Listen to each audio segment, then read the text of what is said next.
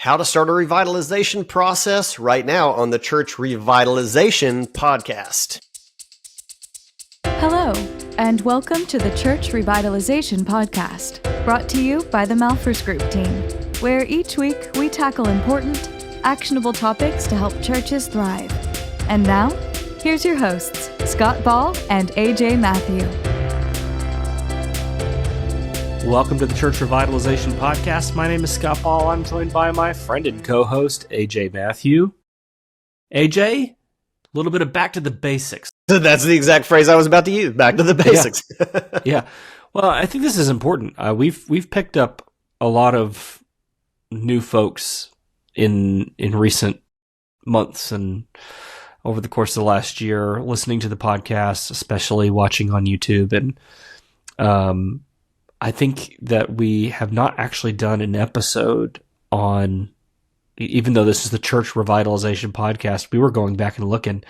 I don't think we've had an episode with the word revitalization in the title in a very long time. So yeah, it felt appropriate to maybe pause, take a step back and go, all right, how do we even get started in a revitalization process? If you're a church that's struggling, maybe just by way of introduction, and we're going to move pretty quickly through these steps, AJ, but who is revitalization for? Like, who's the prime target? But that's probably a good episode all on its own, so let's not go too deep in here, but who's revitalization for? What kind of church? Yeah, I mean, generally speaking, we might refer to churches that are plateaued or declining, needing revitalization. We also, Scott, commonly use church health as another phrase for this. I've even said this on more than one occasion. If your church is growing and doing pretty well and you're looking for optimization, I would call what we do a church health process. If your church is plateaued or declining, I would call what we do a church revitalization process. And honestly, and not have never hidden this fact, it's the same work.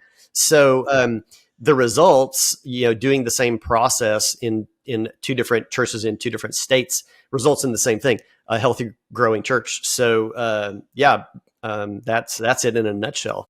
Yeah, I think I would add to that. There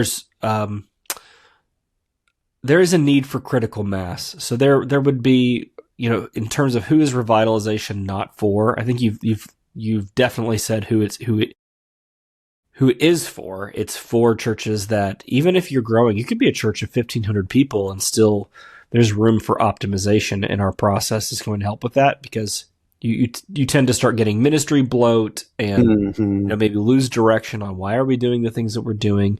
I've done a lot of that actually in the last couple of months, working with churches that are in that situation. And so the work that we do is helpful in helping to recenter and making sure we're not getting too far away from our core purpose.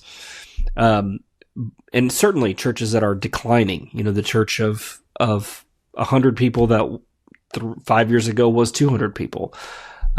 But in terms of who isn't a good candidate for revitalization, generally speaking, I would say if your church is down to your last 20 people and there isn't a desire, we'll talk about this more in a minute, but there's just not really an appetite to go all in and see things turn around, then it's probably not a good investment of your time. You'd be better off looking at replanting. And I think that in the church revitalization space, I'm not going to name any names, but there are some people who call revitalization, what they're calling revitalization is actually replanting a church, closing down an old thing and starting a new thing. And that is not what we call revitalization. What we call revitalization is helping an existing church to turn around, and in Aubrey Malphurs parlance, start a new S curve, start a new growth curve, and become healthy again, and begin making disciples again and anew. So there are a lot of people that revitalization is for, but there are some people that revitalization isn't for, and it's mainly those churches which are past that point where they want to put in the effort and turn around. In which case, you really should look at merging with another church. Look at closing and reopening as something different, under a replanter or something. There are other options, but that's not what we're talking about here. Yeah. Yeah, exactly. And we've laid out 6 things that are important as components of a revitalization process. That's what we're going to walk through today. And these are in a particular order. So you can make note of that. And of course, today's show notes with these documented for you are going to be at malphursgroup.com/278. So you'll be able to go back and read over that and follow along. So, Scott, let's get started with the first element in a revitalization process. Yeah, the first step is to assess the current health of your church. You've got to get a baseline. You have to establish baseline reality.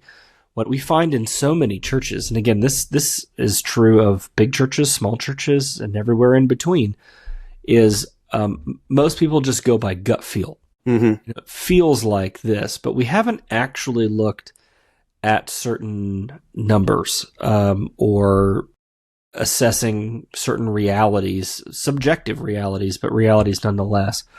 And so you need to start with some sort of an assessment. Now, if you just go to our website, any page on our website, malphursgroup.com, you'll get a pop-up that will encourage you to fill out the Church Ministry Analysis Mini. It's a miniature version of the Church Ministry Analysis.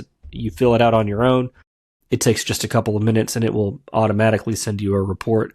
And that's a good place to start. It would at least give you an indication of how are we doing, at a very, very, very vague macro level. It's not in-depth at all. But we do something called a church ministry analysis, the full version, and it's included as a service as part of the Healthy Churches Toolkit when you have a Plus membership. It's a consulting service that we do. And it helps. This is an in-depth analysis, AJ, that, we're putting together a survey group.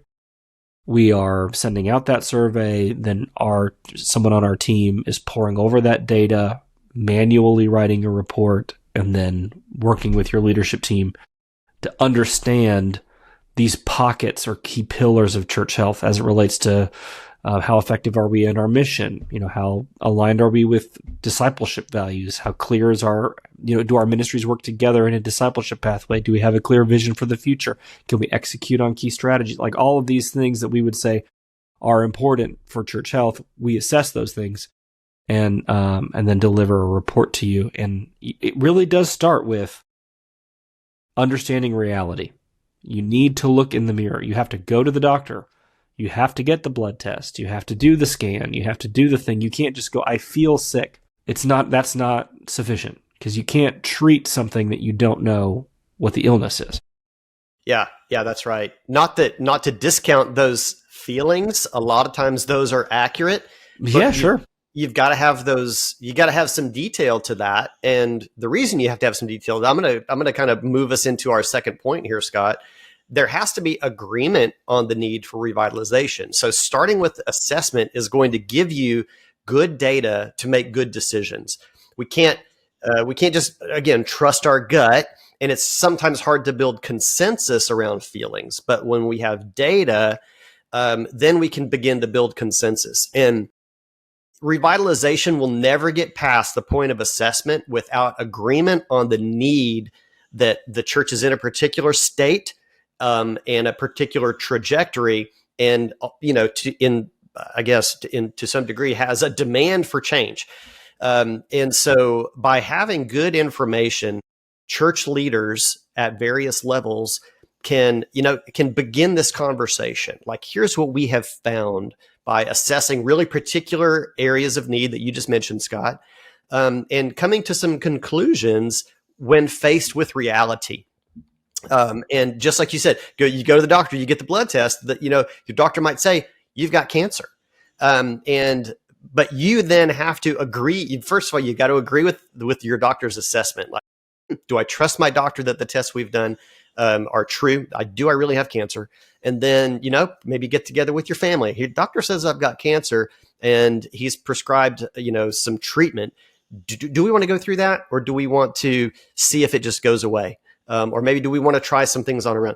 I don't want to drag this analogy out too far, but you went pretty drastic on faced with information. Like, I was thinking maybe like high cholesterol, so maybe like you went all the way to cancer. Wow, grief. When faced with information, decision makers need to, they've got to look at that and then make a decision together. But it's then going to have that consensus together, like, yeah, all right, we need to do something. That's then when we can start talking about what are our options and how are we going to move forward. Yeah. Yeah. I think this is important, that you agree on a course of treatment, so to speak. And, I have this conversation with churches a lot, AJ, where they are maybe on that below normative size. I'm not talking a church of, 100 or 150 people. I'm talking about the churches of 30 or 40. And they're going, I don't even know. Should we even attempt a revitalization process? And I'll say, look, let's see. My first kind of question is there a group of people, let's say 20, of your 30 people that you have left or whatever, are there 20 people willing to put in the work for a year, 12 to 15 months?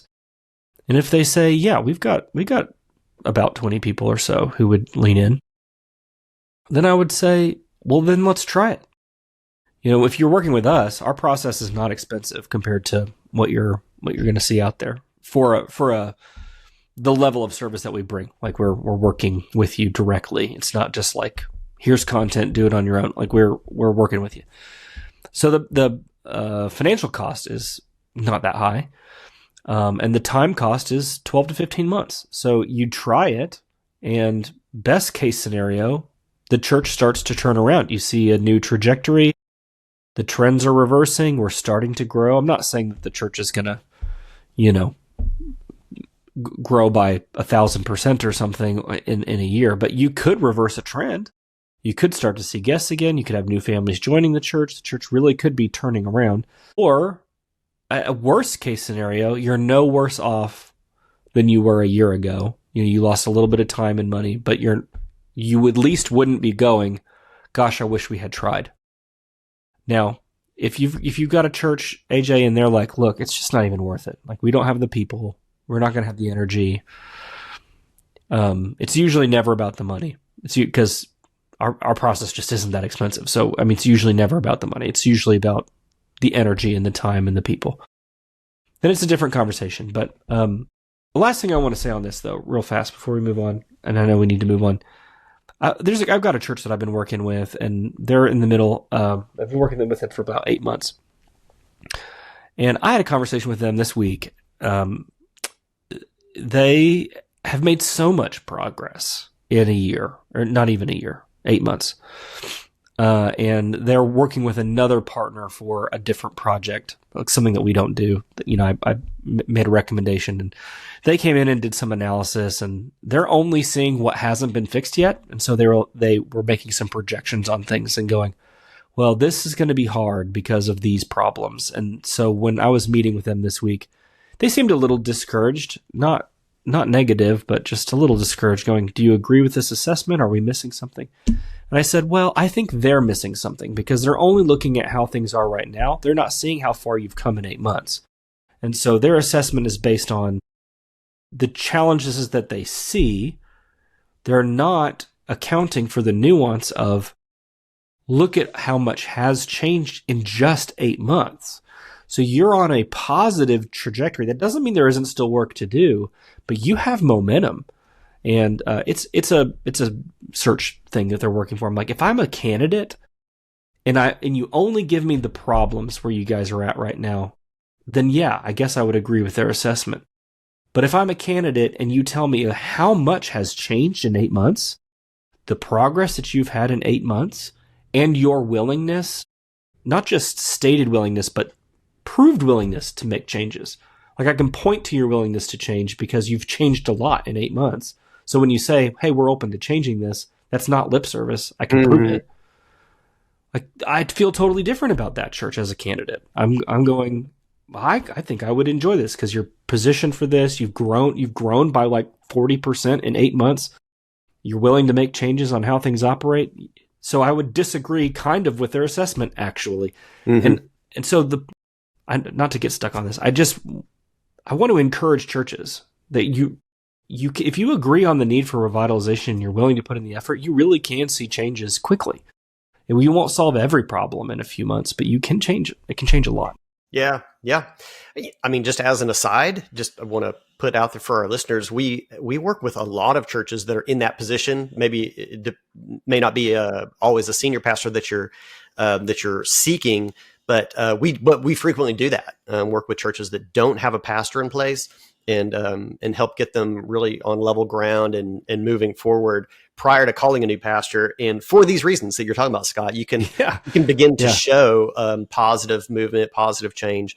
And you begin to know what you're looking for in a pastor, and you become a lot more attractive to a candidate. Exactly. Yeah. That's kind of an aside. So because these all fit together and do go in order, I'm going to tag on again to something that you just mentioned as we move into our third point here, and that is forming a revitalization team. You just mentioned that as a part of, describing, potential candidates for revitalization. And so it requires a team, and at least in our opinion and in our process, this is a team work that happens.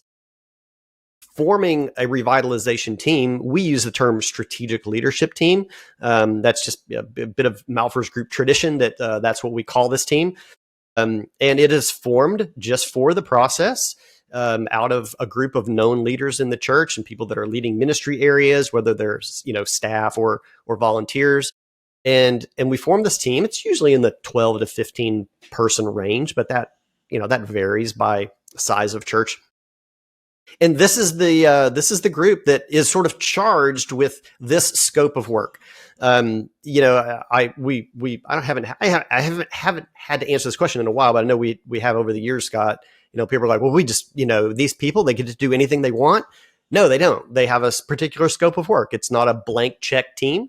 They're going to work through these things that you mentioned earlier, Scott, on the mission statement of the church, on the core values of the church, on forming a discipleship pathway to organize the ministries, on future vision for the church, all still going through necessary approval processes, especially when there's elders in place or church councils and things like that.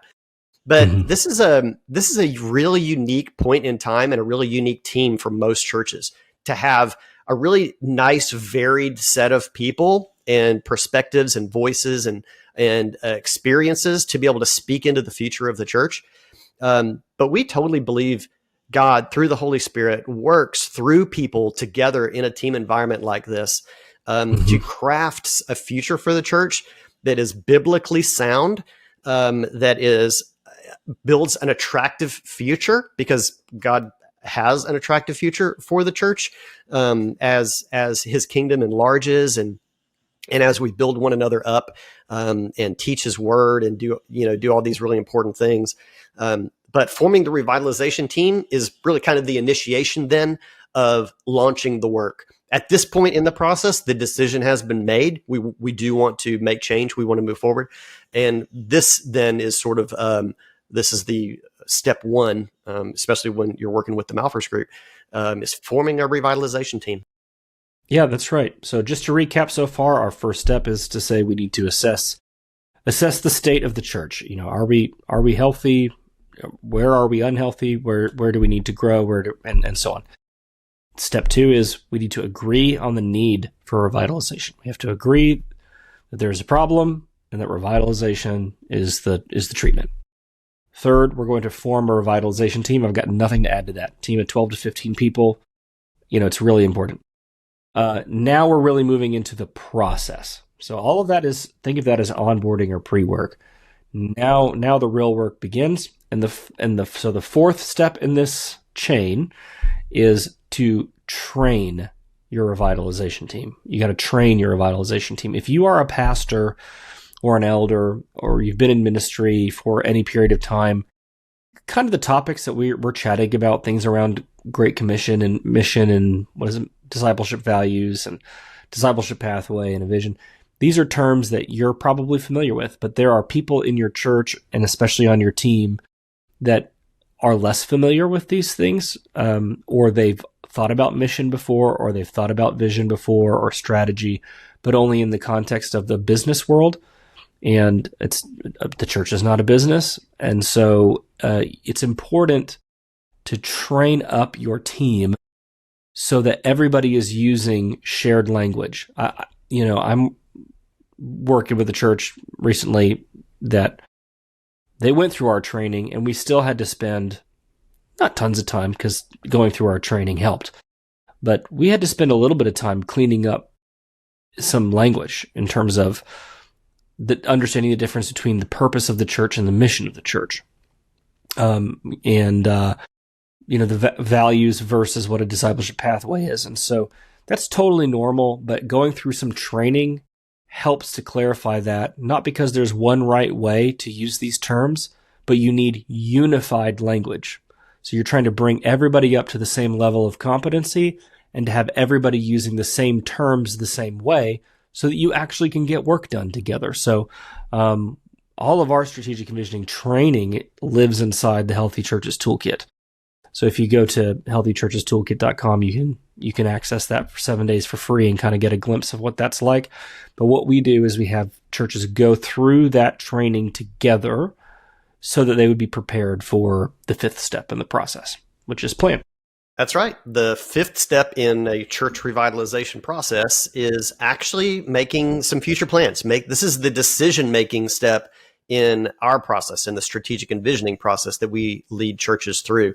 So the strategic leadership team has been trained, as Scott just described, and we finally get together and we talk about all of these things. What is going to be our mission statement going forward? How are we going to express the Great Commission together? This team will craft that or possibly affirm an existing mission statement. There's options there.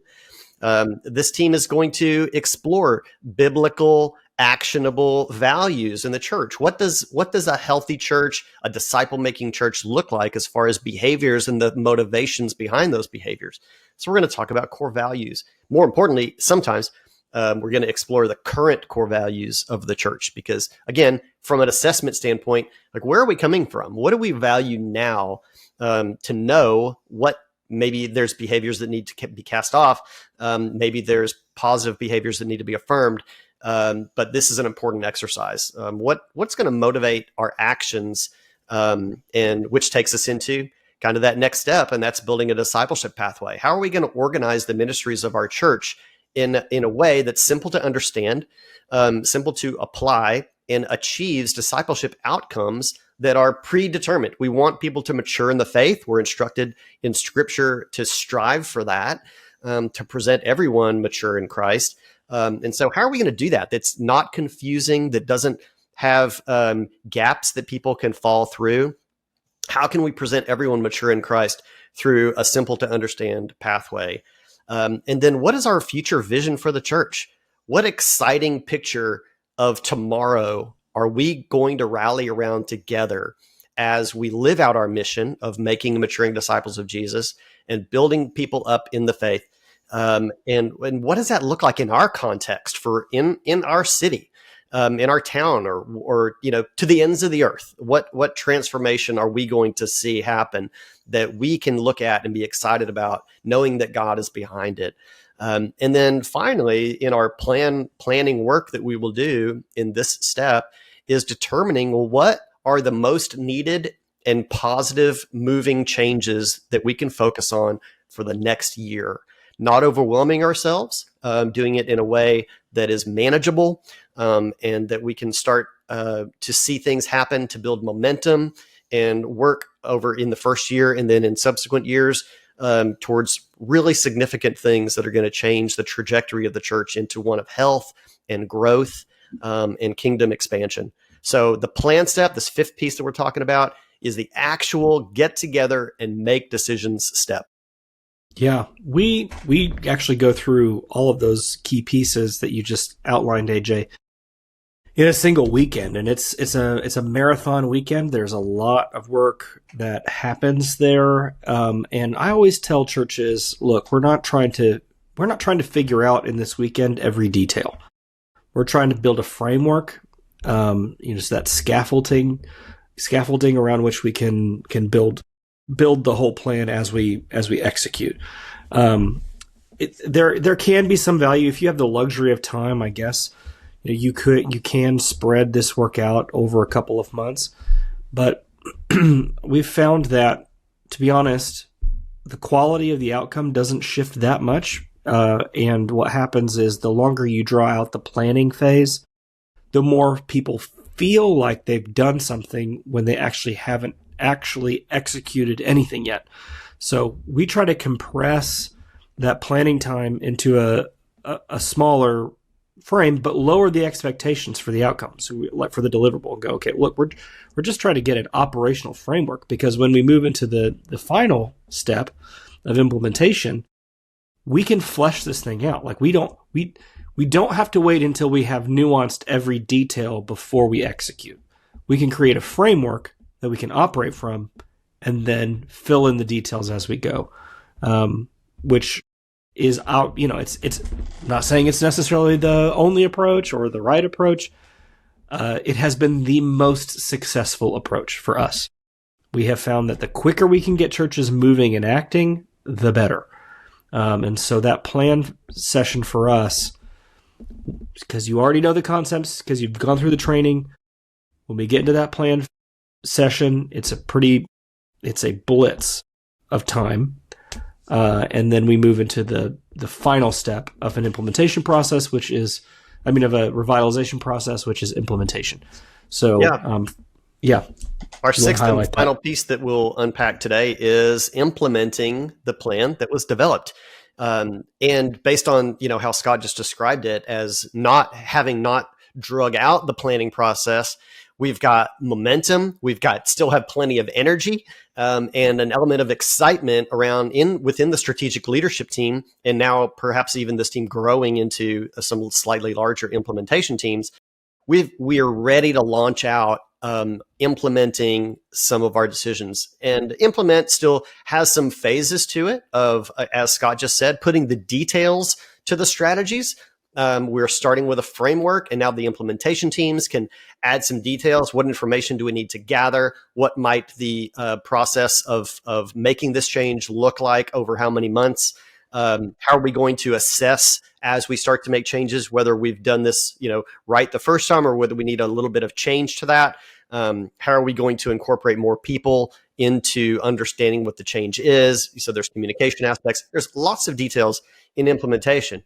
But one of the most important things that we have found over the years, and we're very prescriptive about this, and dogmatic about it, is that throughout the implementation phase, the churches that find the greatest success are the ones that continue meeting regularly, and we prescribe monthly, plus additional side work that teams might be doing on their own, and hold each other accountable to the work.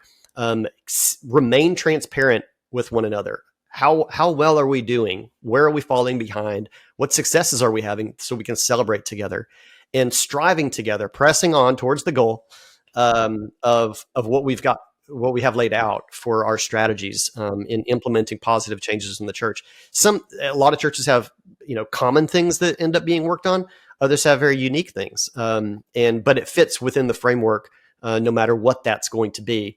And then another really important factor that we at the Malphurs Group work in our revitalization process is coaching. That we remain entangled with you for at least 12 months while you go through this. So your teams are working, you're assessing how things are happening, and we're remaining in contact with you through remote coaching to be able to answer questions, to spur you on, and to help you continue to move forward.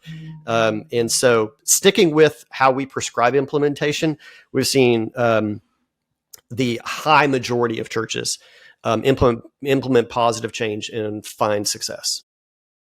Yeah, there's a quote or a concept in medicine that movement is medicine. That if you got a backache or whatever, like oftentimes movement is medicine. So that's why they send you to physical therapy or whatever. But it's not just it's not random movement is medicine. It's intentional movement. When you go to physical therapy, they give you stretches to do for your back or whatever. And so you can think about that plan phase is about creating that intention, and the implementation phase is about generating that movement. And when we have found that that's the case, but just sitting back and going, like self-reflecting on what it is that we ought to do, it just isn't helpful. The implementation phase, actually moving and executing and doing things, is the medicine. It is the work of revitalization. And so we are bullish on this. We push it really hard. We have a bias for this implementation plan and the systems that we build around that for you to execute that implementation plan.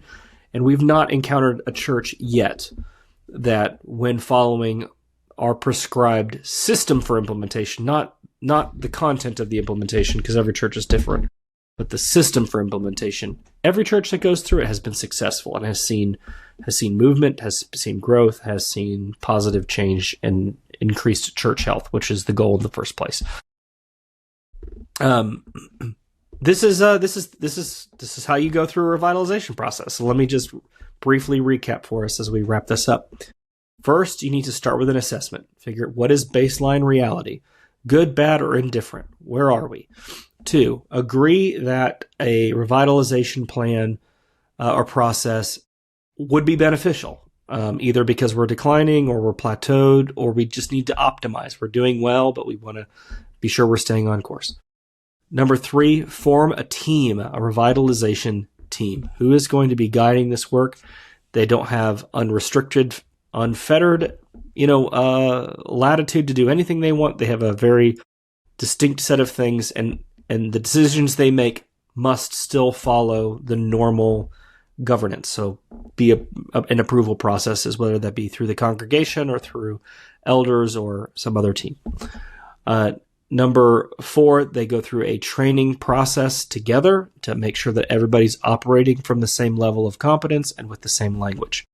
5, they go through an intense planning season, whether that be in our process, it's going to be an intense weekend, at most spread out over a couple of months, no more than that, so that we can move into step 6, which is where the real magic happens. And it's not magic, but it's the implementation phase, where if you aggressively chase implementation using our process for implementation, you're going to see change and church health over the course of 12 to 15 months. So there you go. That's the process. We'd love to help you with that. So the things that are in the Healthy Churches Toolkit will help you, because there's tools in there that will help you implement strategies. And there's the training in there that we have all of our churches go through. The only thing that's not in the toolkit is our help in that plan phase, which is really valuable. And we'd love to talk with you about that. If you're looking for a partner in revitalization, we can help you. Our process is inexpensive and highly effective. So absolutely. So this outline is at malphursgroup.com/278. At malphursgroup.com, there's ways to connect with us. If you'd like to have a conversation, we'd love to grab some time with you, have a Zoom call, talk about this in the context of your church in particular. If you're listening outside of North America, we do this work all over the world. And so reach out to us for sure. Let's open a conversation. I personally travel to do this work. We've got guide team in Europe already established to do the work there. And here in the US, we have a broad team of certified guides that are ready, willing, and able to come alongside your church. So that would be it on the topic of starting a revitalization process today on the Church Revitalization Podcast. Thanks for being with us. We'll see you next week.